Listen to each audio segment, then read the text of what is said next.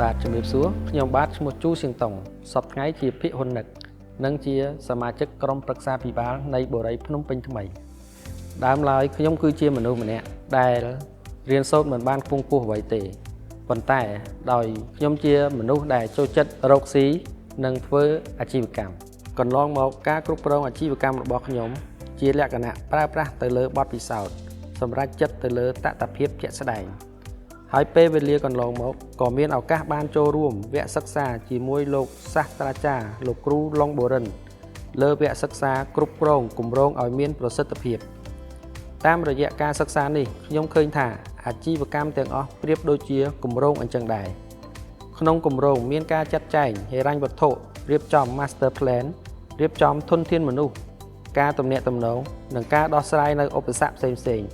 ដើម្បីឲ្យគម្រោងបានជោគជ័យ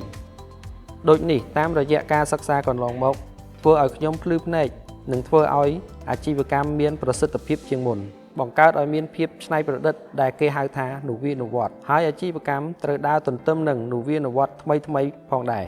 ការរៀបចំបុគ្គលិកស្វែងរកធនធានមនុស្សនិងចេះគ្រប់គ្រងហិរញ្ញវត្ថុចេះសង្កេតមើលតថភាពសង្គមនិងសេដ្ឋកិច្ចលើពិភពលោកផងដែរតាមរយៈការសិក្សាកន្លងមកពិតជាធ្វើឲ្យខ្ញុំមានជំនាញបានល្អជាងមុនហើយខ្ញុំសូមលើកទឹកចិត្តដល់អ្នកអាជីវកម្មនិងអ្នកដឹកនាំក្រុមហ៊ុនផ្សេងៗពិចារណាទទួលយកនៅចំណេះជំនាញថ្មីៗហើយខ្ញុំសូមអរគុណដល់ថ្នាក់ដឹកនាំសាកលវិទ្យាល័យពាណិជ្ជសាស្ត្រអេស៊ីលីតា